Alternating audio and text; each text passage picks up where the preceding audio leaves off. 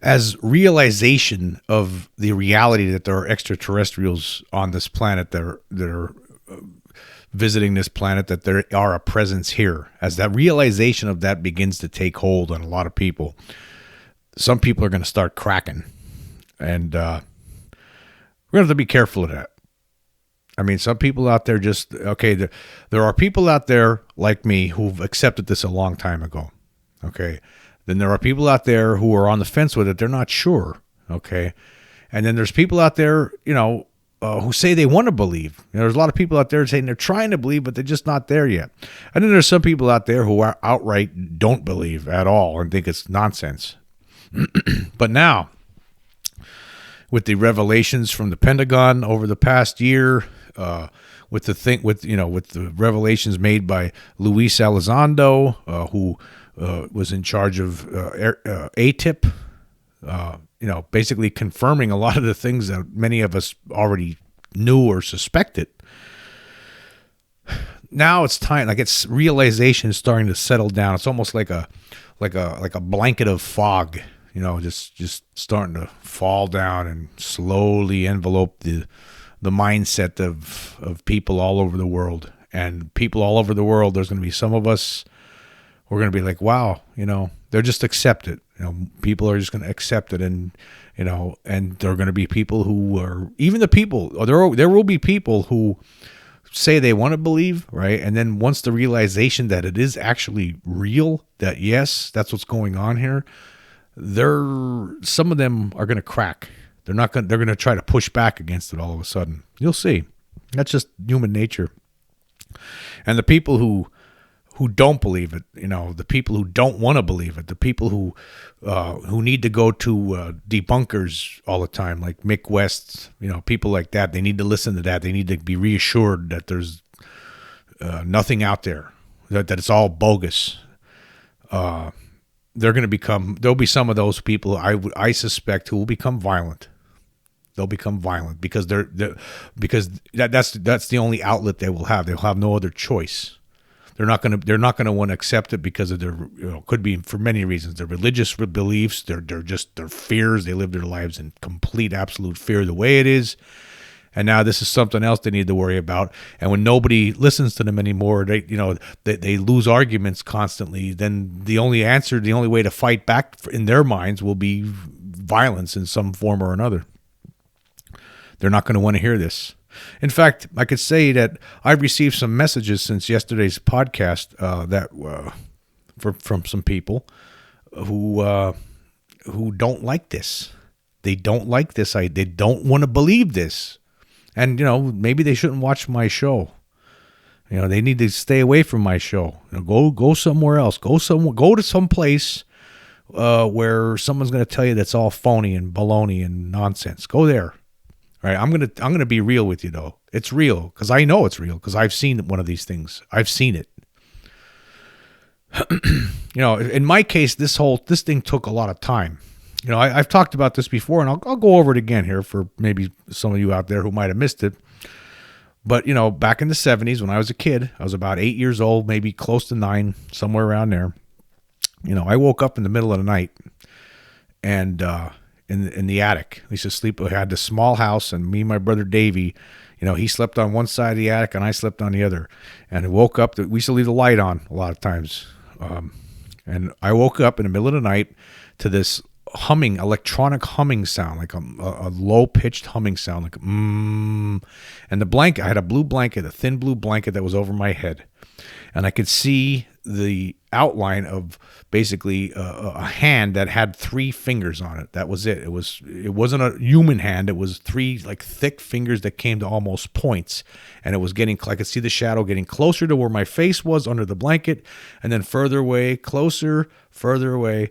And it went on like this. And I didn't know what was going on. And at first I'm like, who's there? What's going on? And this thing just kept continuing to do this, right? And I started yelling. I peeked out of the blanket. I was too afraid to pull the blanket down to look at whatever this thing was. I don't know what, in my mind, it was the devil or the demon from hell. That's because, at that point in my life, I was, an altar boy in a Catholic church in town where I lived. And, that's what I thought it was. But anyway, peeked out of the blanket, looked on the other side of the bedroom where my brother Davey was sleeping. He was sound asleep, completely oblivious to whatever was in the room, right? And I started yelling to him, and I noticed that humming sound was muffling my voice somewhat. I could hear myself, but not as loud as it should have been. And I'm yelling for him, and he's just not budging. He can't hear me. And I start screaming at the top of my lungs for my mom and my dad, right? For this went on for a while, and nobody's coming. Nobody came to the rescue.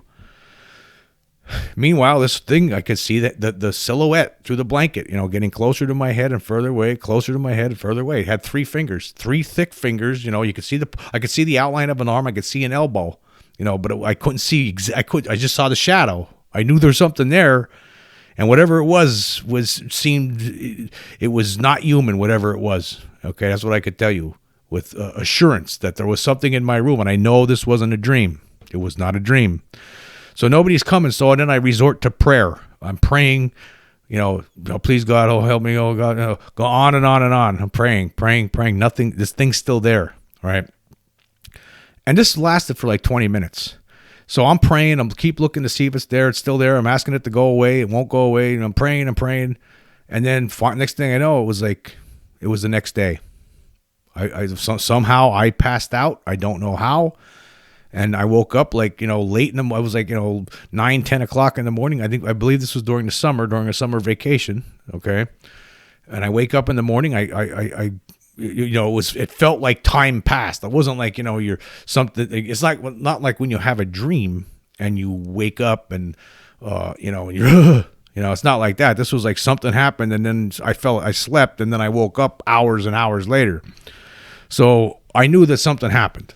I went downstairs. My dad was at work at the time, and my mom was home. And I told her, trying to explain to her what happened the night before, that there was something in the room and had 3 fingers on its hand. And she kept insisting that it was only a dream. And I knew it wasn't. I knew that it wasn't. Right? It was not a dream.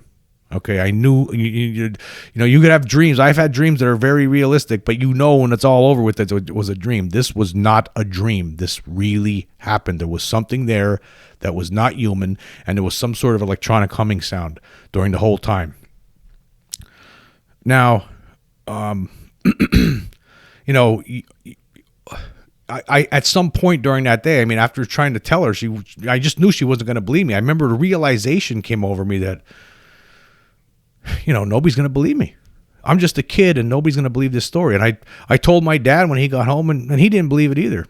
And I probably talked about it for a few more days after that. And then just, you just forget, you just stop talking about it. And over the years after that, I remember even at one point, I would remember it and I remember even trying to convince myself, well, maybe it was a dream, but I knew deep down, I knew I was just kidding myself by saying something like that. And I knew it was real. And I went on for years believing that there was some sort of demon or the devil for some reason in my room that showed up in the room that night. There was something there. And then it must have been I'd say late 80s somewhere, watching TV, documentary about aliens and people getting abducted. And, it was at some point after that it started ringing a bell. I started thinking, you know what? That's what that was. In fact, when I was a kid, go back even, when I was a little kid in the 70s, I had seen movies with alien invaders like, War of the Worlds, Earth versus the Flying Saucers. And I just, at the time when I saw those movies, I thought it was just a complete invention of Hollywood. I never ever imagined that the reason that they were made, that these movies were made in the first place, was because people were actually seeing UFOs. I didn't know that historical background aspect to this whole thing. I just thought it was just just as fantastical as something like the Wizard of Oz or whatnot. So I just thought it was all a Hollywood concoction. It wasn't until about somewhere around 1980 where I believe it was an In Search Of episode, and I was sitting there watching it with my dad, and it was something about UFOs, and I was like, and I'm sitting there watching, I was like, this is real? And my dad's like, yeah, didn't you know that? A lot of people said they saw it, and I never even. I mean, that was years later. Again, I didn't make the connection to the thing with the hand until much later on. It was until the late '80s when I heard about it. I didn't know about abduction. Never even thought about stuff like that when I was growing up. So, and then of course that was at the end of it. And then in the early '90s, 1994 to be exact, and when I was on a fishing trip with a friend. It was at a private community near Hazleton, Pennsylvania. He called me up one day, and he said he got permission to go to this place called Beach Mountain Lakes, and it's a little private community in the woods, up against the mountain near Hazleton, Pennsylvania. And he said his mom knows someone there, and she got permission from this person to allow him to go fishing there. And so he called me up. It was 12 o'clock, 1 o'clock in the afternoon. This was a summer day, an August day in 1994, and he asked me if I wanted to go fishing with him there. And I was in my my mid 20s probably at the time, 24, somewhere around there, and 25 probably 1925. Okay. So I said, yeah, why not? Sounds cool. He didn't want to fish at the lake. He wanted there was a pond that was off the lake, and he wanted to go fishing there. So, it was going to be a night fishing excursion, basically, because he picked me up. I mean, I remember he came to pick me up in his pickup truck, or it was later in the day. It was like 4:30, 5 o'clock, and we drove to the Walmart in Hazleton first. That was the first time I was ever in a Walmart that day, to get some worms, tackle, snacks, drinks, stock up on stuff before we went. So we went there. We went to the gate. There was a gate you go to, and he talked to the guy. The guy said, "Okay, you can security guard, let us in." Went fishing. It was around 6. It was around dusk. Starting to get dark out. And we went there, and we were having a good time, just fishing. We weren't catching anything. There were no bites, nothing, absolutely nothing. Okay. And so, the night it got dark. It was pitch dark out. He kept, Scott, my friend Scott he's a big time fisherman. He was trying everything, all kinds of different things to get something, and he wasn't getting anything either. And it was, but that doesn't matter. To me, fishing is just about, going out and being outside and having a good time, whether you catch anything or not. Okay. I didn't get a bite at all that night. And anyway, I turned around at one point. It was around 10 o'clock at night to get something out of my tackle box. And behind where this pond was, behind the pond was like a big open field, and it was like tall grass in the open field. And on the perimeter of the field was woods. And when I turned around, I saw these 3 gigantic lights lined up horizontally, side by side. These lights were gigantic. I mean, they were 10 times, 20 times as big as your regular car headlight, lined up, boom, boom, boom, side by side, with a little bit of space in between each. And I saw them moving behind the trees. And I watched as the thing came from behind. There was one little clearing area, where it was moving toward. And that's when I said to my friend Scott, I was like, Scott, what the hell is that?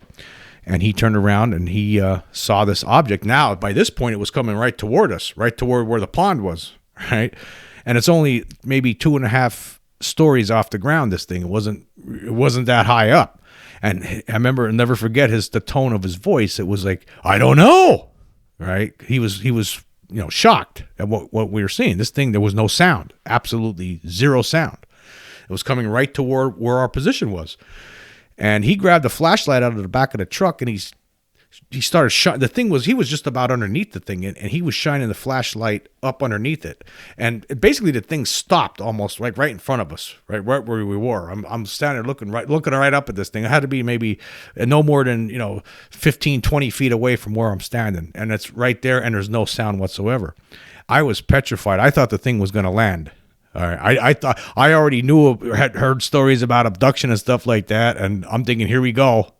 Something's gonna happen. And I said to Scott, he's shining a flashlight. I said, let's get out of here. So he listened immediately, and we both started throwing the stuff in the back of the truck, and then we started driving out of there. But meanwhile, the thing actually where it had stopped, now it was moving back in a different direction. It almost made like a triangular movement through the sky, because it came from behind the trees, moved toward us, and then backed away from us in a parallel position from where once it came.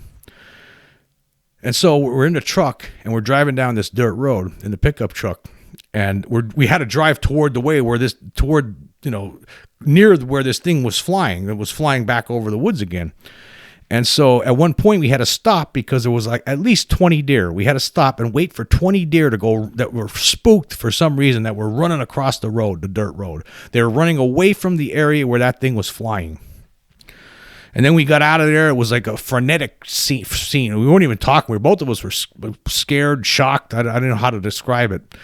And we got out of there, and I remember we stopped at a donut shop somewhere in Hazleton. And I remember getting coffees, and I was sitting at the table, and he's walking back to the table. I said, Scott, I said, that was a UFO. And for his first reaction was, I'm not saying anything. I'm not telling anybody, because at the time, there's a stigma. If you tell someone you saw something like this, there's going to be a stigma.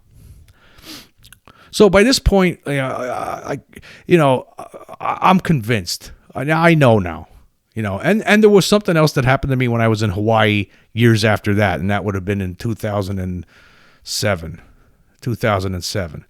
But that was a stranger incident. I'm not going to get into that one right now. But there were things that have happened over the years that have convinced me, like those two incidents I just talked about. Now, of course, I can't prove the first one, because there was nobody was. My brother was sound asleep. He had no idea there was something there.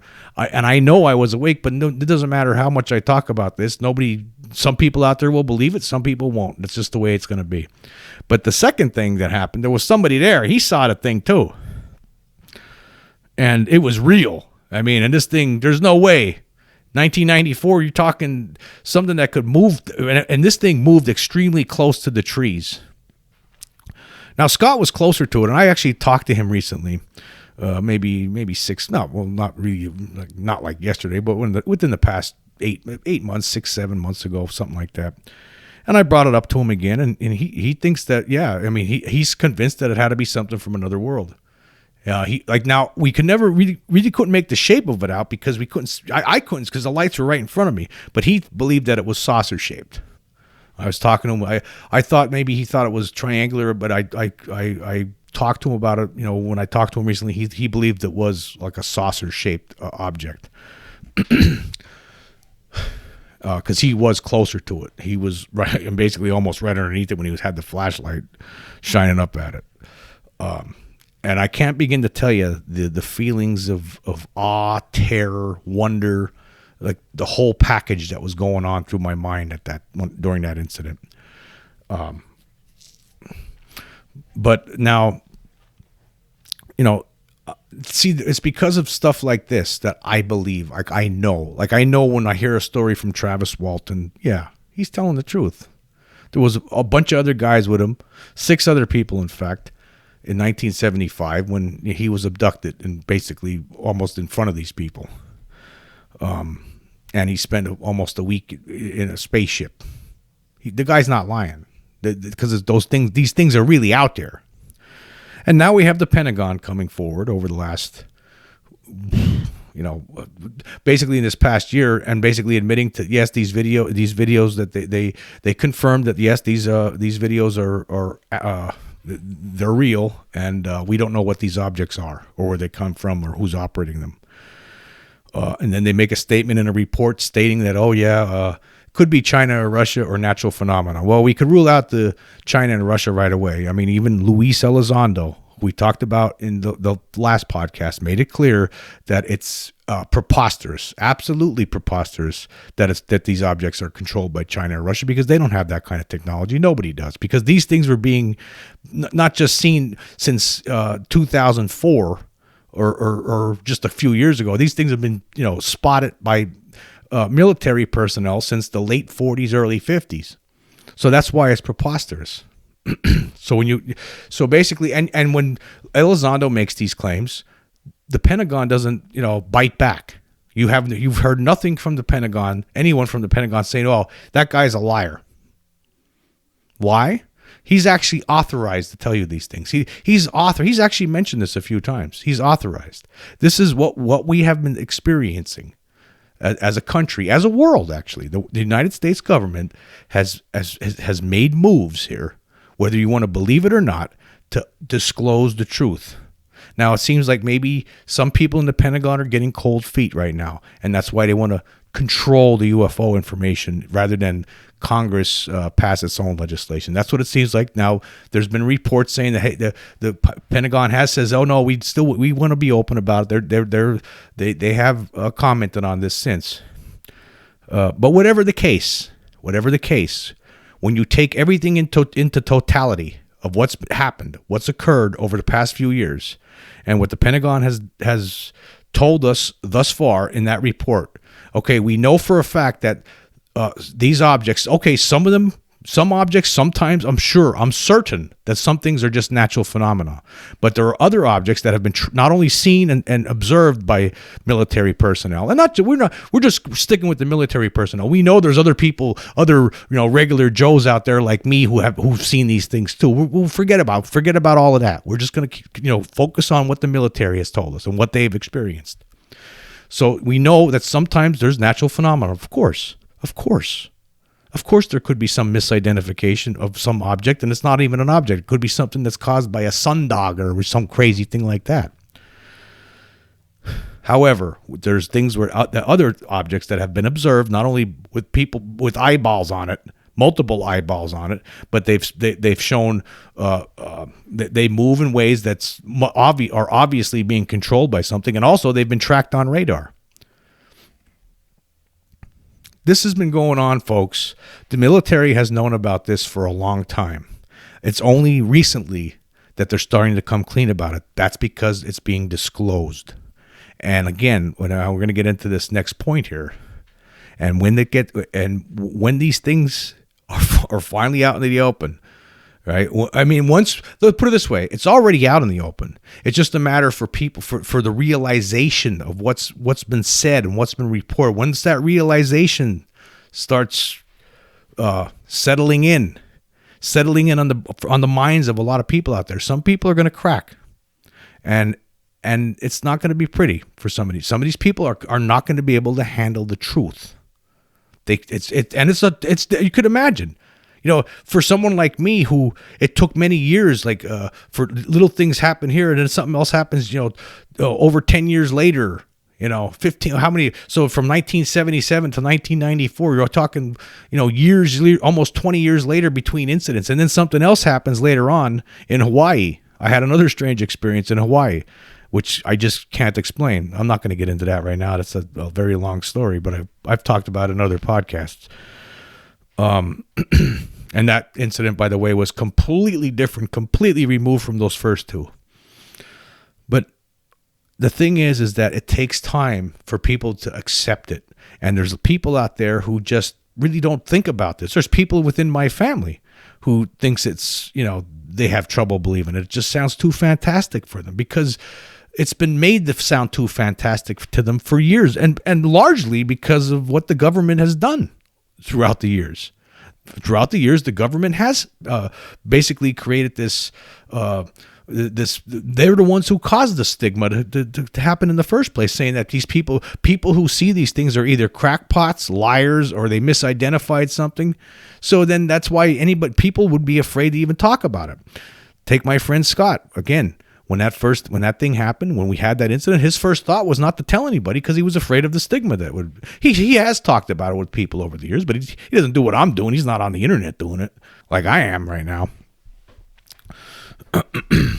But I think it's important. I think it's important that the human race comes to grips with the reality. And yes, the Pentagon has not just the Pentagon, not just the United States government, but other governments of the world. It's time. And they're doing something. They are doing something. We are seeing a slow disclosure. Okay, in 1947, the government the military put together their program to investigate UFOs became known as Project Sign. It was the military's earliest investigation in the UFOs, and the end result of Project Sign was a report called the Estimate of the Situation,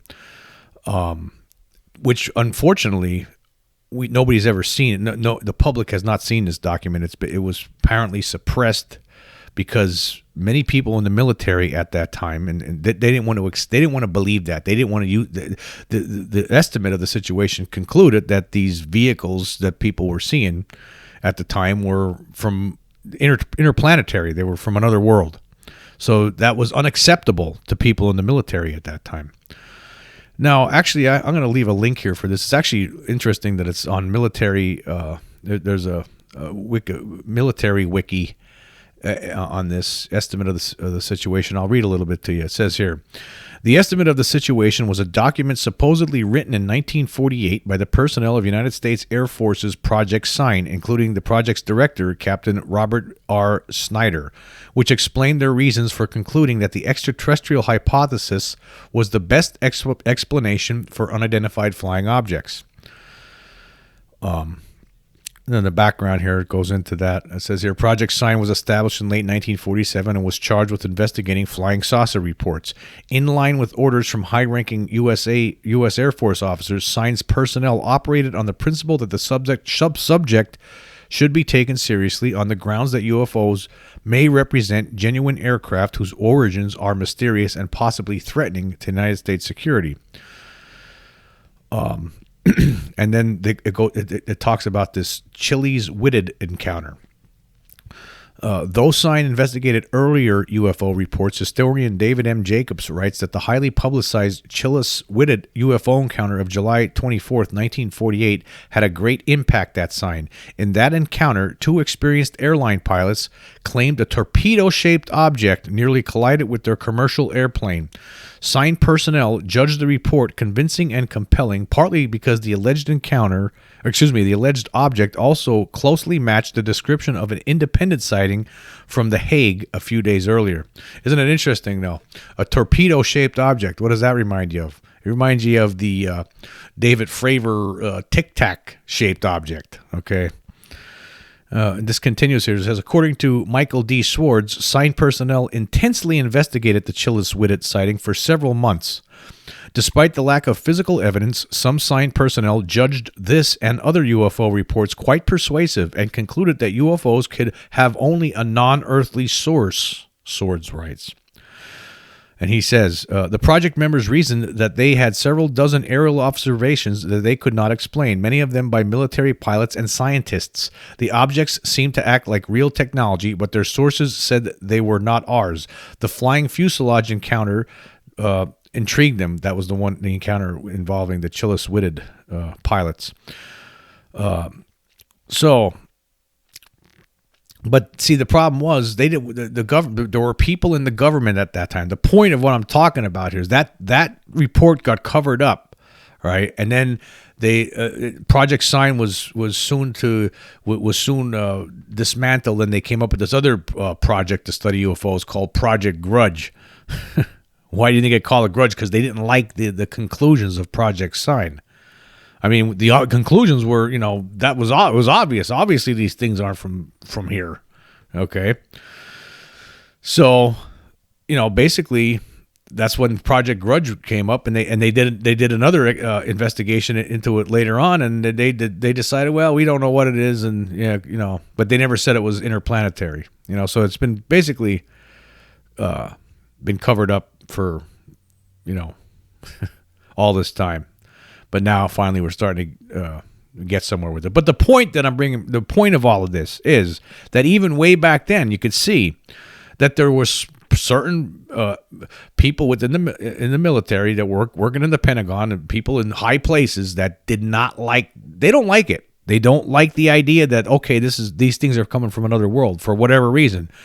It could be because of their religious beliefs. I mean, could you imagine? Say you're a Jehovah's Witness or something, and you're in a cult religion, and you're not going to believe this. This goes against everything that you're being taught.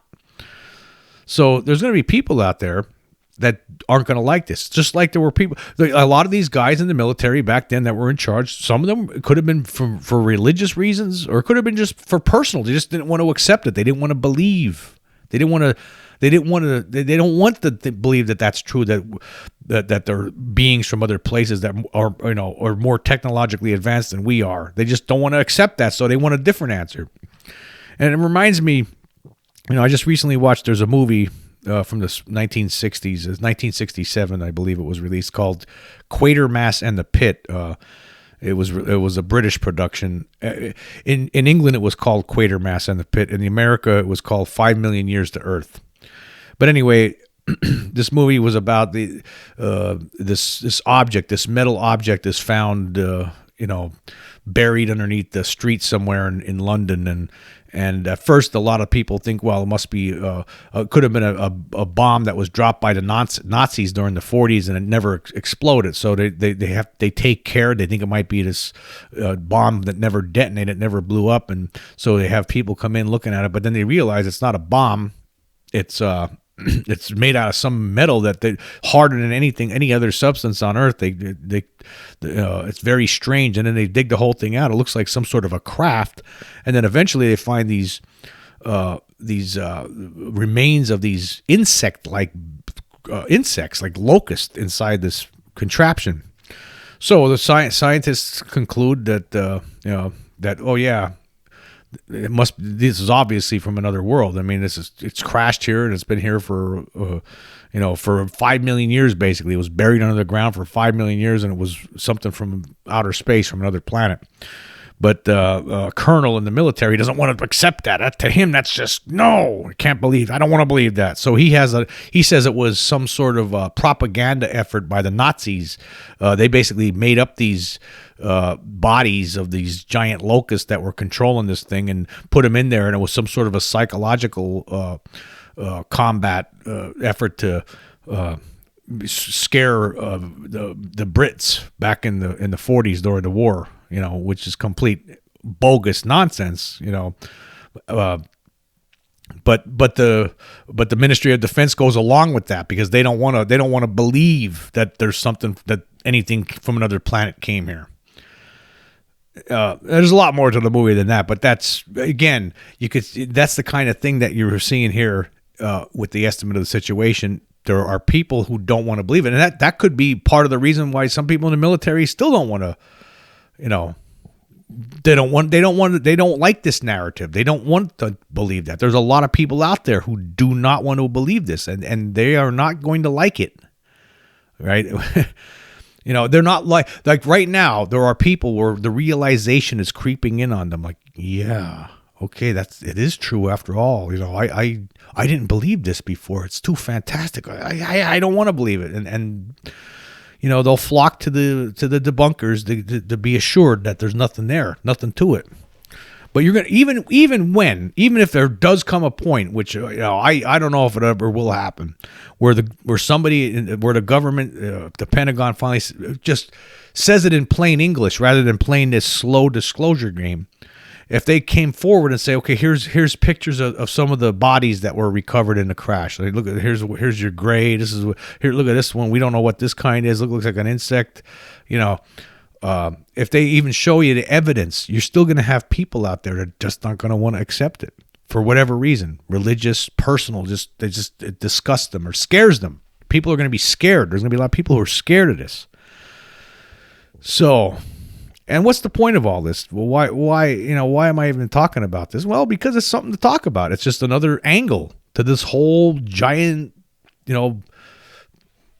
mystery, this whole giant puzzle, this whole giant situation that's real, that's ongoing. I mean, and here we have to deal with this. We're going to have to deal with this as a human race. So a lot of people can't even accept. They don't want to believe that the vaccine is good. So they don't take it.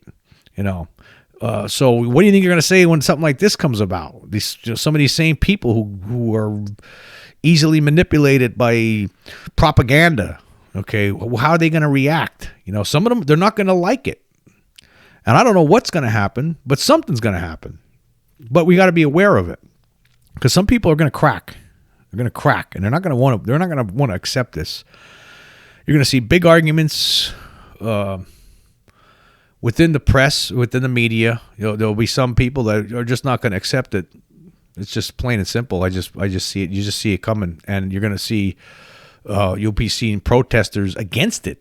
Against this, they're going to call it a lie and all kinds of stuff. I mean, I don't think there's things right now that you can't even imagine is possible. I mean, you people are going to have trouble with this. There are going to be people who are going to, what? No way. And they'll fight against this, any kind of truth with regard to this, and they're not going to like it. Now, the rest of us, the people who are able to handle it, handle reality, well, we'll just have to deal with it, right? I'm already dealing. Again, there's people like me out there who already know. It sucks to be in a world where it's not, it sucks to be a person like me who is in a world where at up to this point you don't have that.